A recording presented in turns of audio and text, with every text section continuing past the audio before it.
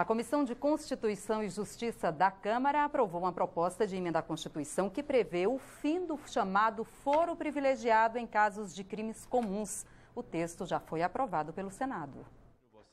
Na prática, o texto aprovado pela CCJ acaba com o direito de autoridades como ministros, deputados e senadores responderem inicialmente a ações penais no STF. A proposta mantém o foro privilegiado apenas para os presidentes da República, da Câmara, do Senado e do Supremo Tribunal Federal.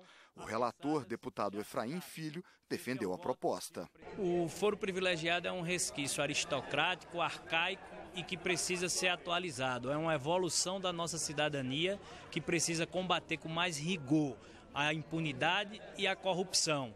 E o foro ele tem sido uma mensagem de blindagem para aqueles que cometem crime revestidos de mandatários. O deputado Chico Alencar também votou pela aprovação, mas ele diz que alguns políticos têm forte poder de influência sobre as instâncias inferiores e poderiam interferir nos julgamentos nos estados.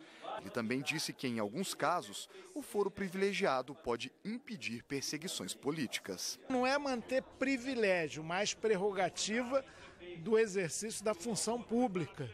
Agora, qualquer crime, roubar dinheiro público, por exemplo, fazer transação, receber propina, não tem nada com imunidade por ideias, palavras e votos. Às vezes o voto é vendido também, isso precisa ser exposto. Agora, uma comissão especial será criada para analisar o texto, que vai ser submetido a mais 2 turnos de votação no plenário da Câmara. E para ser aprovado, precisa de 308 votos favoráveis dos 513 deputados. Ok, meus amigos, vamos falar um pouco do fim do foro privilegiado no Senado Federal.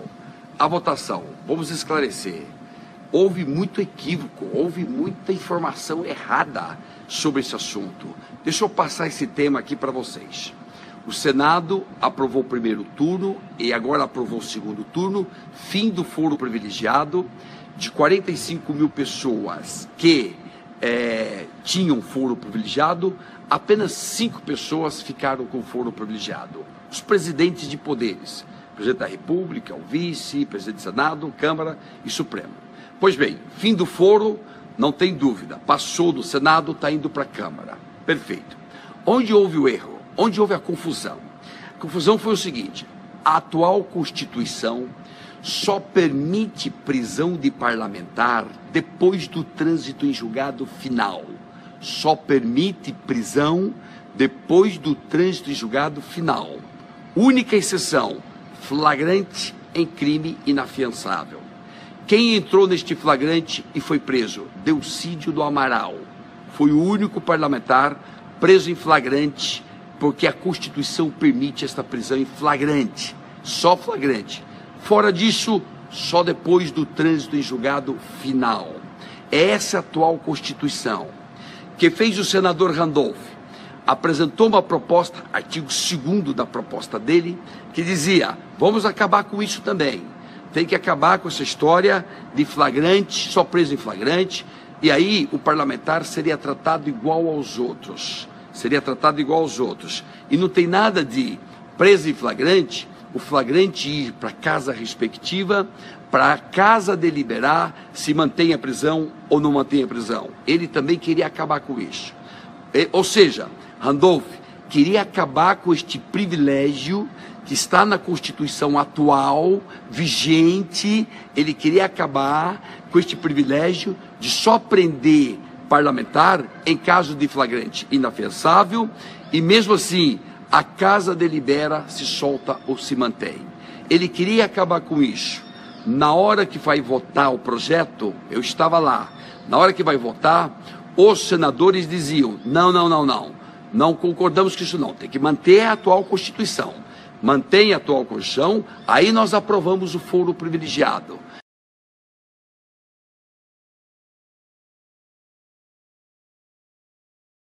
E o acordo que foi feito foi este. Randolph tirou então o que ele queria, que era desmontar, desmoronar este segundo privilégio. Ele queria acabar com este segundo privilégio.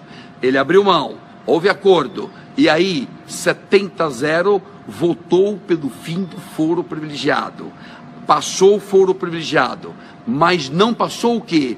Não passou o artigo 2º, que era para acabar com outro benefício, era para acabar com outro privilégio, o de só ser preso em flagrante por crime inafiançável.